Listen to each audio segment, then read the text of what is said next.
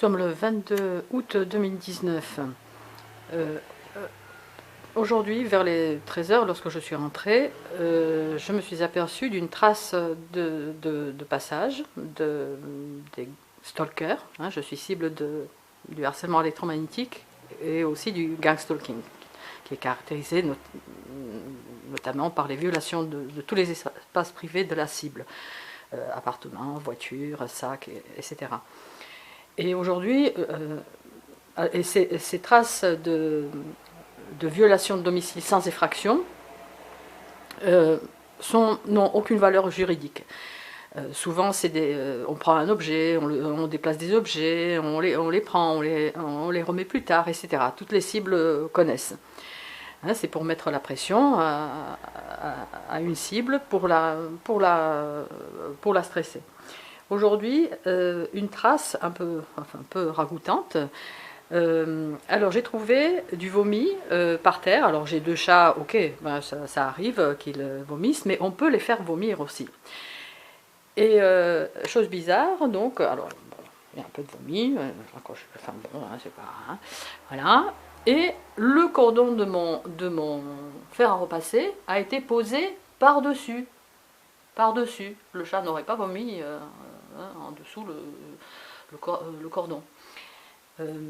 Par ailleurs, pour ceux qui veulent revoir le détail, vous pouvez le faire.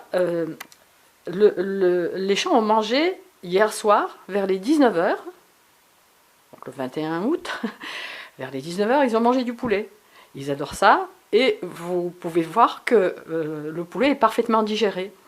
Donc il est fort possible qu'on a fait vomir le chat, parce que par ces armes bioélectromagnétiques, dont je dénonce l'utilisation sur la population, au même titre que par exemple Elena Sagnol, dont la chaîne et les vidéos sont une vraie mine d'or, d'informations. Donc on peut faire vomir par ces armes bioélectromagnétiques. Ce qu'on a fait d'ailleurs à mon chat Orange. Vous pouvez voir certaines vidéos, pas où on l'a fait vomir, mais on l'a fait vomir alors qu'il était assis. Un chat ne vomit jamais assis, droit. Il se penche, il a la tête presque vers le sol. Or, il était assis et un jet orange sortait de sa bouche. Orange, de la même couleur que le chat. Bon, enfin bref, bon. Donc voilà.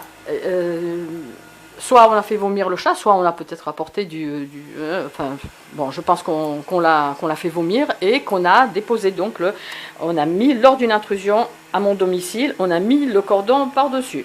Je l'aurais pas fait.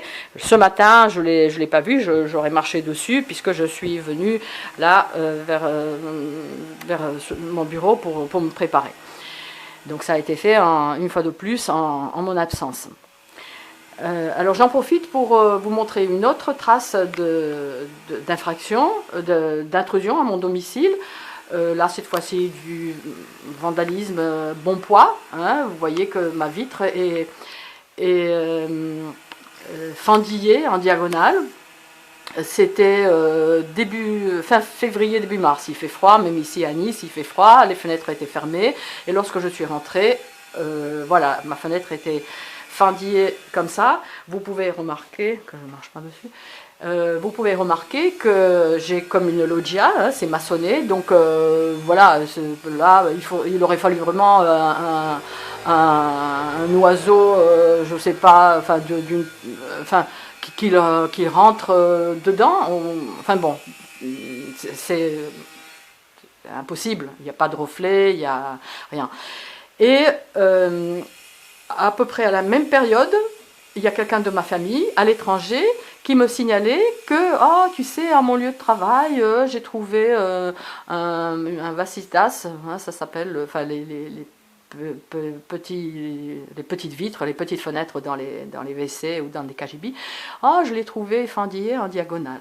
Voilà, ça aussi, le réseau laisse entendre, souvent par les mêmes interventions ou par les interventions similaires, soit chez une autre cible, comme je le démontre dans cette fameuse vidéo avec une croix qui a été faite lors d'une intrusion à mon domicile par un stalker, Ou on peut le faire aussi soit sur une autre cible, donc soit sur un membre de famille ou quelqu'un que la cible fréquente.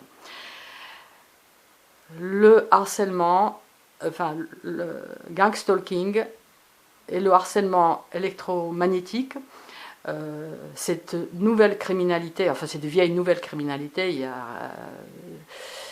c'est une criminalité qui a plusieurs décennies, sera dénoncée le 29 août au niveau mondial. Journée mondiale contre des targeted individuals, des individus ciblés. Nombre d'entre vous êtes déjà dedans sans le savoir. Informez-vous, renseignez-vous.